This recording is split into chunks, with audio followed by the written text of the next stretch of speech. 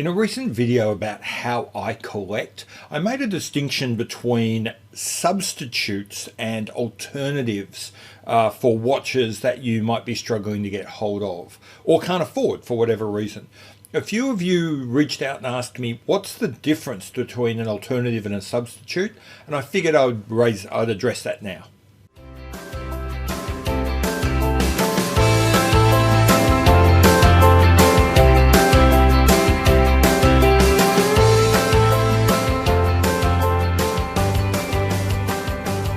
Hi, welcome back to Not So Obvious Watches. I'm Pete McConville.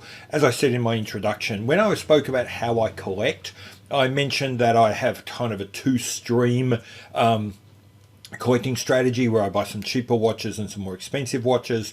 And I mentioned that I think I said something like sometimes there will be alternatives at different price points, but never substitutions. And a few people have come out and said, well, what's the difference? Is an alternative and a substitute effectively the same thing? Now, this is kind of my very geeky aerospace engineering background coming through, perhaps.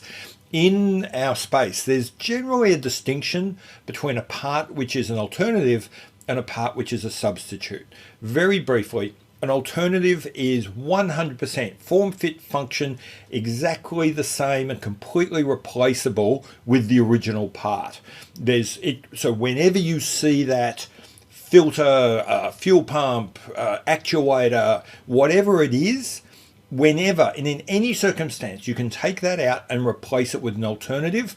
No changes to how you use it, no changes to how you operate it, no changes to performance. And you can do that every single time, no matter where it is, even in different aeroplanes. Now, with a substitute, it's quite different. A substitute is a part which can replace the original, but only in very specific circumstances, often with some kind of limitation. Often, for example, the substitute might be of a lower quality, therefore can't completely replace the original, but in some instances where that particular original may have been overspec'd, then you can use a substitute, but you can't use it wherever you see that original. That idea of an alternative versus a substitute, I think actually works really well in the watch collecting community. Often we can't get the watches that we really want. Often they're too expensive, they're too hard to get. We can't get off, we're either going to be faced with massive waiting lists or paying over retail or not being able to get the watch in the condition that we want. There can be all sorts of things. There's a watch I'm after which I'm finding very difficult to get because it was very popular in Europe, particularly funnily enough in Eastern Europe, and getting things shipped out of Eastern Europe is really challenging. So perhaps I'm looking at an alternative to that watch. So either way, I think alternatives are fine. So with an alternative, what you're doing is you're looking at the watch that you want, breaking down what is it about that I really, really, really want, and then finding a watch which gives up nothing to that, which meets every criteria, but is just easy to get hold of. Now, I'm going to use Rolex a lot here because they are a watch which routinely has substitutions and alternatives in mind. So you might start with saying what you really want is a Rolex Submariner, but for whatever reason, as for every reason that we know, you just can't get hold of one at a price you're prepared to pay. Now you might break it down and say, what is it about the Rolex Submariner I really, really, really want? And what you say is, I want a classically styled dive watch, which is universally acknowledged to be beautiful, which I really enjoy, which has a good solid history, made from a reputable manufacturer with a very high level of finishing. To which I would say, if that's truly what you're after, then something like a Blancpain 50 Fathoms Bathurst scarf could equally be an alternative to that. Pretty much everything you said you wanted from the Rolex is present in the Bathurst scarf.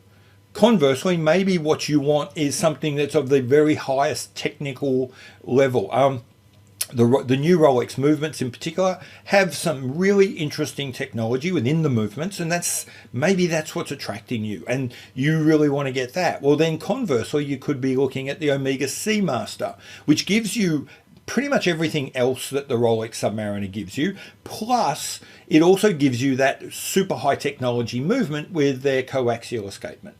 So these could be alternatives. Now, maybe it's not, because when you boil it all down, what you really, really value in the Rolex Submariner is that it's a Rolex.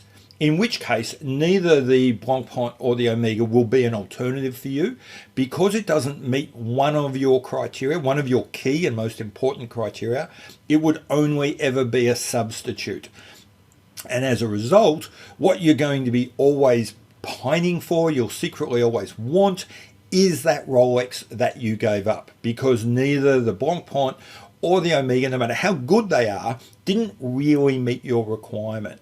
So what I would say is, if there's a watch you really, really want, and I've got a whole bunch I want, but for whatever reason I can't afford, or they're just not available, or they're too hard to get, then what I often do is break down what is it in that watch that I really liked, and then see if I can find that somewhere else in a place where I can access it, but I give up nothing. And I find a watch and I go, actually this, whatever it is as good as that, and I'd be happy.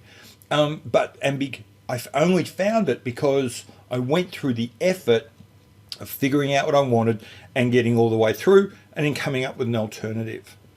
And as I said, that is very clearly not a substitute. It's not going to leave me wanting or wishing I'd bought something else. Now, there's going to be times where there is no alternative. There will be, I'll give an example, watch I just bought.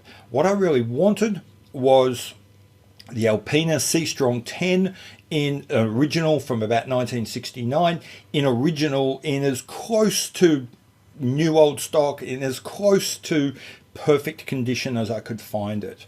There was no alternative for that. I collect Alpinas. Buying a very similar watch, but an Anycar or something like that, wouldn't be an alternative, because it can't satisfy the requirement of bookending my Alpina collection. If you do get the equivalent Anycar, it's a lovely watch, superior in many ways to the Seastrong. Just as good looking, possibly it was the model from which the Seastrong was developed, but it's still not the Seastrong. And for what I wanted, which was to fill a very specific spot in an Alpina collection, it was only ever going to be a substitute, not an alternative, and I was screwed. It took me 3 years to find the watch I wanted. That's just the way things are. So anyway, that's where I look at the difference between alternative watches and substitute watches. It's why I'm a massive fan of alternatives, and it's why I don't really like substitutes. An alternative does scratch the itch. It's something that you found that you love just as much, but you had to go through a bit of a process to figure out what it is about the original you loved, and then finding it somewhere else. With a substitute, you don't really go through that process. What you do is you just try and find something that looks broadly like the thing that you've got. It might meet the requirements, it probably won't, but you hope it will tide you over. And I think that's generally a way of losing money. That said, I think there are times when a substitute is a valid way forward, or they're always valid. Who am I to tell you how to collect? There are times when I'd recommend it. So a cheap substitute to gauge whether you like something, to gauge whether it fits, to figure out whether this is a direction you want to take. All of that makes a lot of sense. So that's almost not a substitute. That's almost more like a prototype, but that's a whole other problem. Anyway, so that's it. I've been Pete McConville. This has been Not So Obvious Watches, and some random thoughts about alternatives, substitutes, and what that might mean as watch collectors.